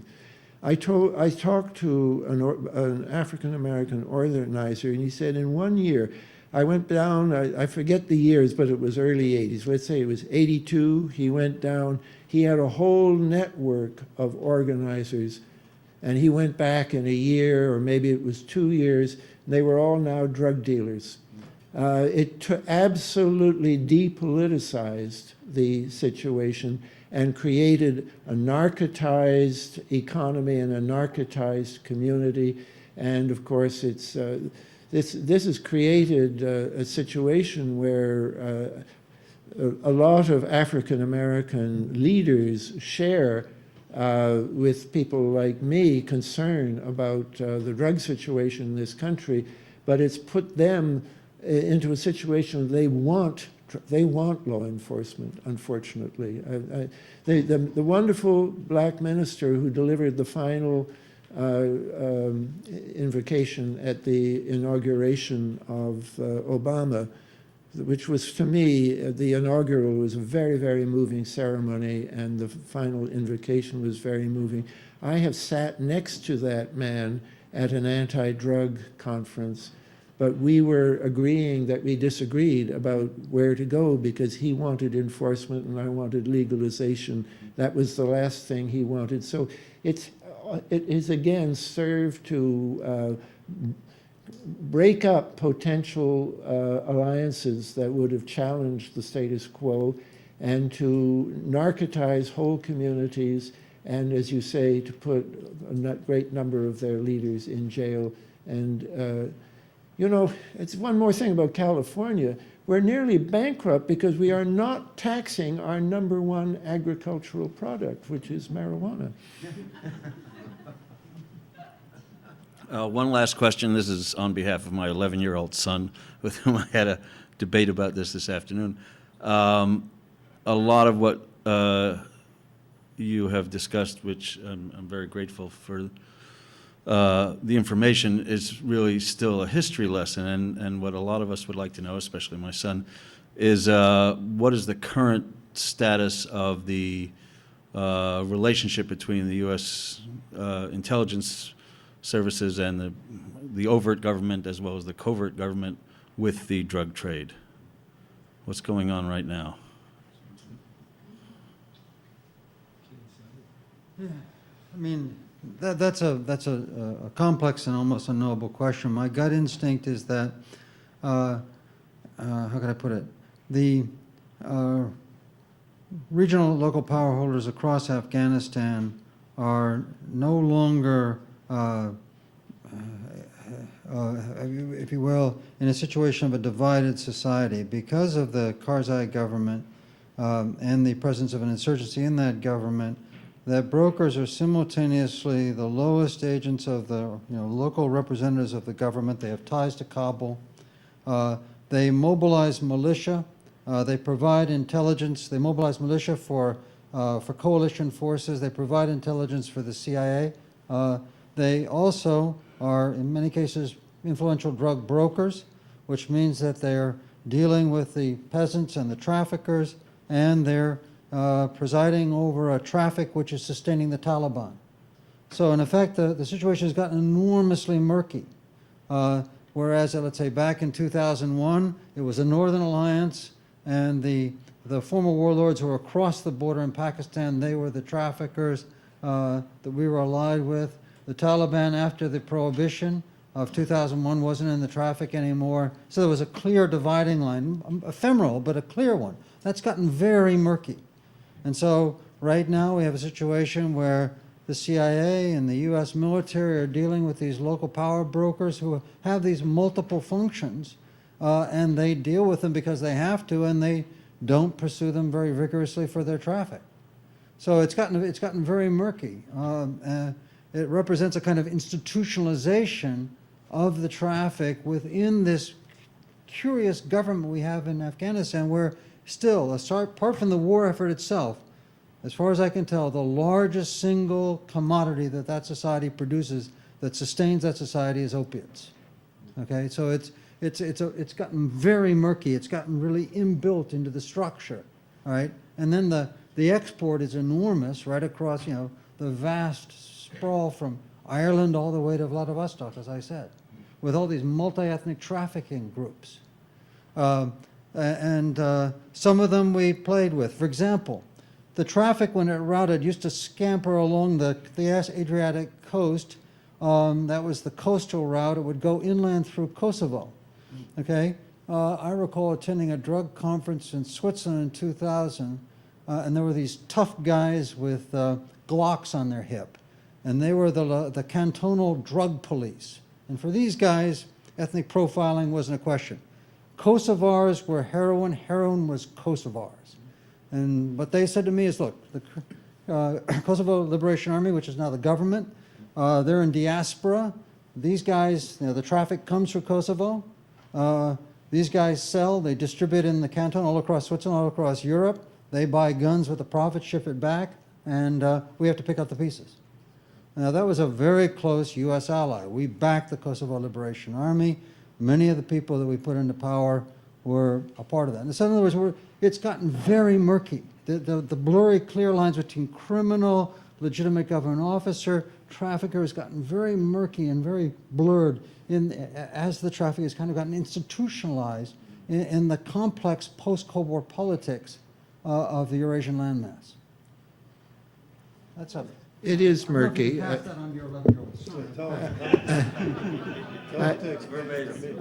not going to disagree with anything that Al said, but I am going to try and see if there isn't something simple that we can make out of it. And I think that I think that although all you hear about in the U.S. press is that the Taliban is supporting itself by drugs, the Taliban is supporting itself by drugs, they are.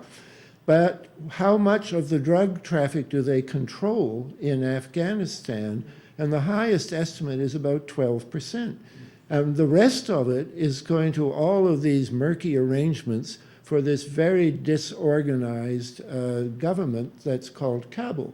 And the mayor of Kabul, who's supposed to be he's not literally the mayor, Karzai is called the mayor of Kabul because his writ doesn't extend very far outside the city.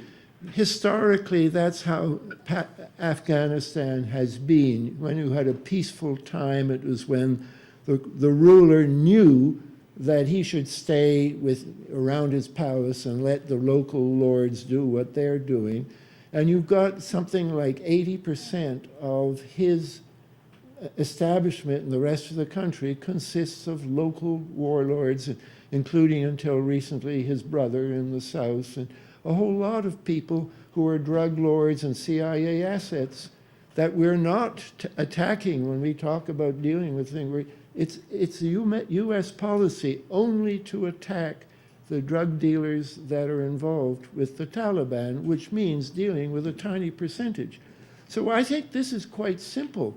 It's like Laos in the last years. It's like Vietnam when Nguyen Cao Qui was Thieu and Qui were the big dogs in Vietnam. It was a drug-ridden economy, and it was totally corrupt, and the only way you could end the corruption was for America to get out of Vietnam. I think we have a situation very like that now in Afghanistan. It is being totally corrupted by drugs, and the only way to end the corruption will be to get out of Afghanistan. I think that's simple. 12% for the Taliban, 78% supporting Karzai, and we are responsible for maintaining this corrupted situation. Not to mention that the Pakistani intelligence, which has been mentioned several times, the ISI, has been repeatedly connected to At least a third of their income comes from, yeah, I mean, the convoys that take supplies into Afghanistan from Pakistan come back with heroin, and they're under the control of the ISI, which has the shipping business. So that. Yeah. So anyway, one more question because it's getting past my bedtime. I appreciate the opportunity to ask the one more question. It seems to me that there's something missing in this discussion, regardless of whether the CIA has a deliberate policy of promoting or just turning a blind eye. The thing that I think is missing is what happened to honesty and transparency in government. We have a United States government that is lying and cheating and holding back information and behaving criminally. Isn't that really the problem? If this weren't the case, then the people could actually become sufficiently informed to change whatever policy it is. Now you've reduced it to a much more complicated problem. Well, my answer to that would, first of all, would be it's Chinatown, Jake, if you catch the literary or the filmic reference. In this society where, in fact, because of this, the comparative strength of bureaucratic institutions and the insulation of government on a comparative scale from influence, we still do have the capacity to make public policy choices and to influence those choices. And the immediate ones we have at hand are policies towards incarceration and towards whether or not we decide to criminalize or decriminalize drugs.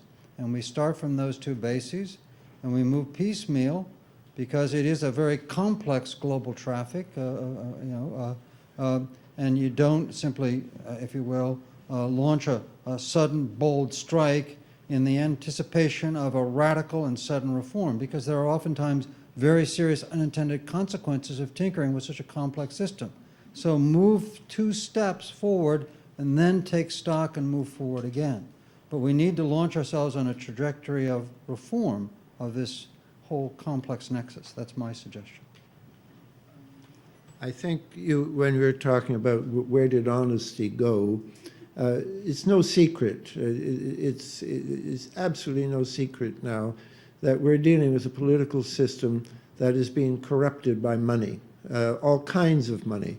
And perhaps what is not sufficiently appreciated is ever since the 1950s, drug money has been coming into Congress in a big way under different names. It was called the China lobby in the 50s.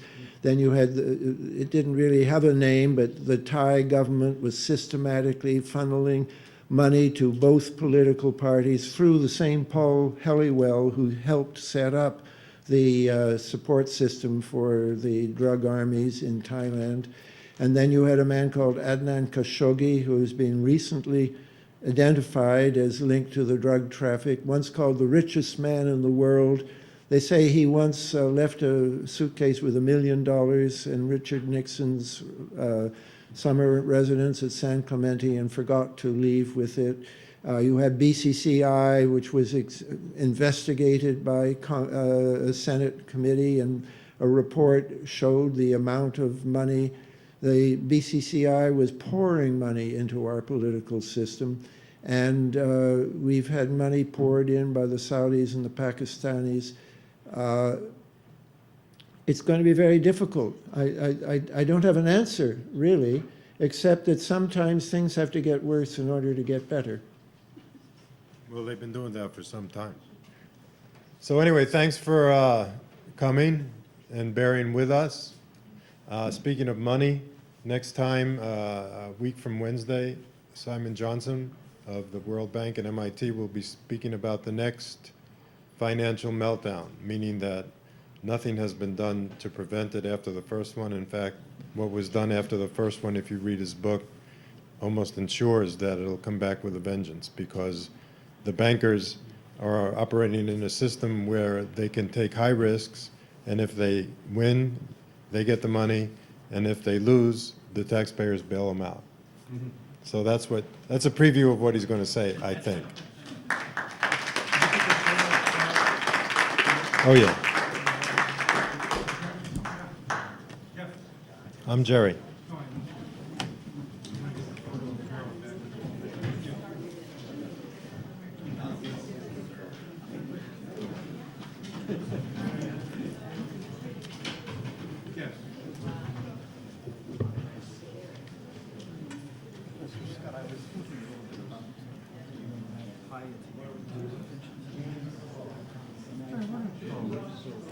Would he live? Yeah.